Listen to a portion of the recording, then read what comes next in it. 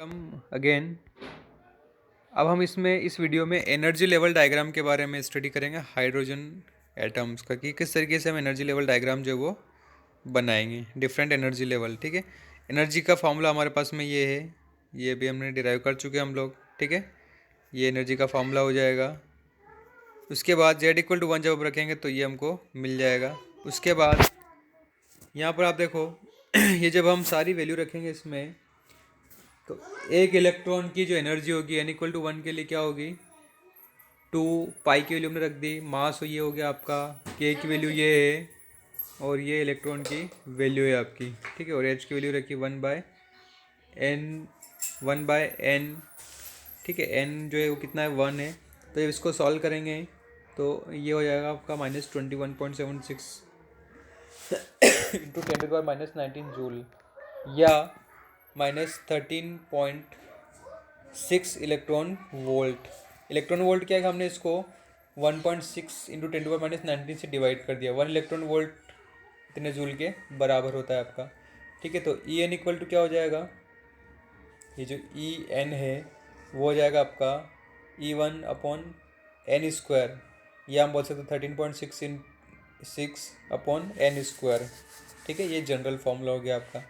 ठीक है, तो आप क्या करें, N=2, 3, 4, we will get the energy for higher orbits.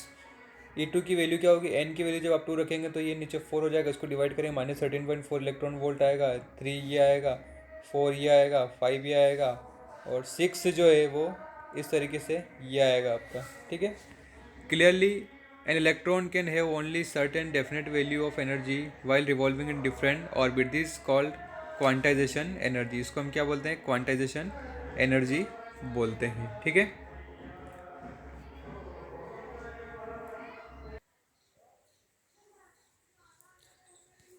the energy state corresponding to n=1 has the lowest energy equal to -13.6 electron volt.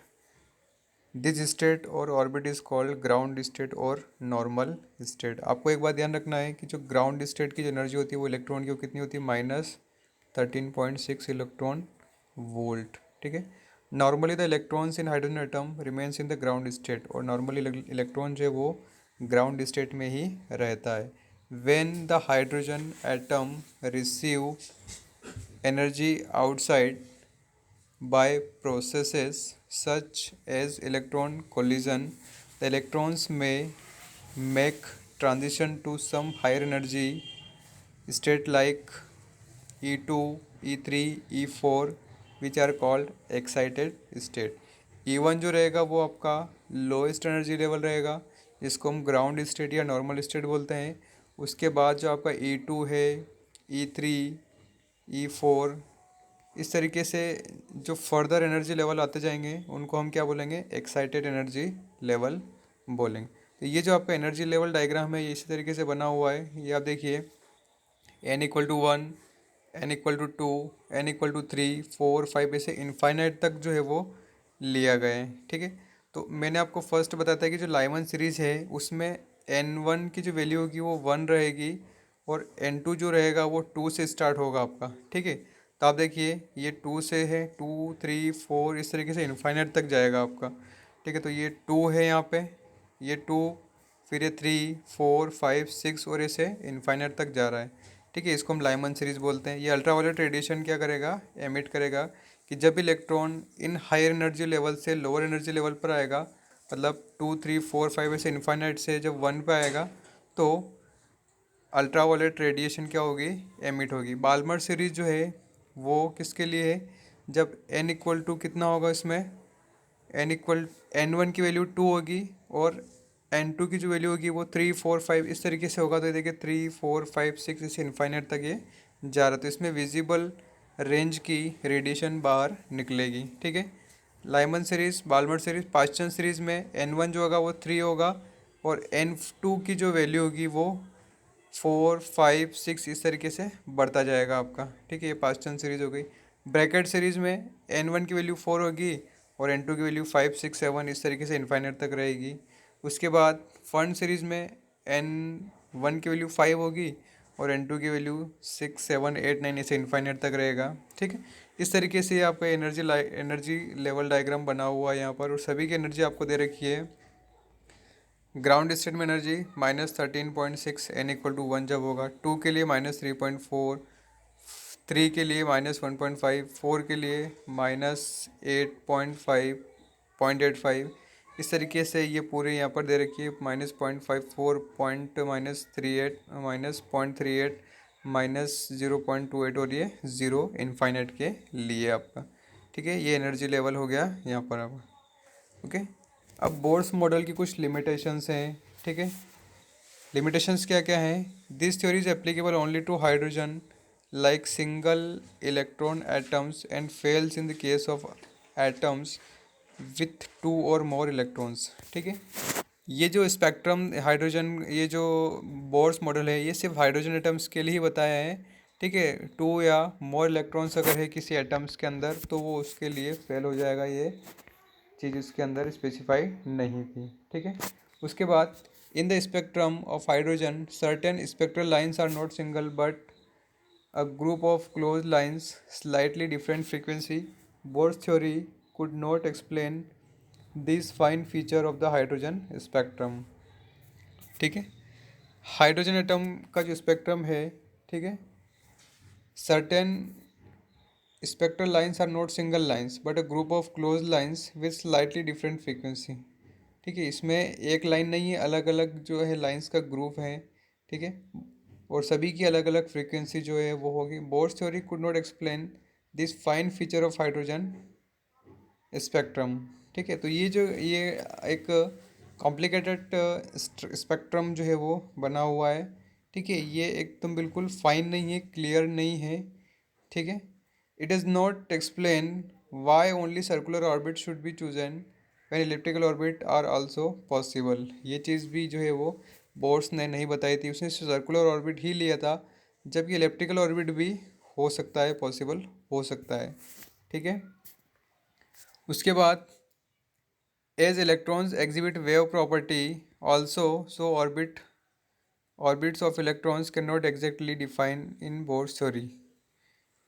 ठीक है, वेव थ्योरी जो है वो इलेक्ट्रॉन्स वेव थ्योरी भी बताता है, उसकी वेव नेचर भी होता है। ठीक है, so orbits of electron can not be exactly define in Bohr theory.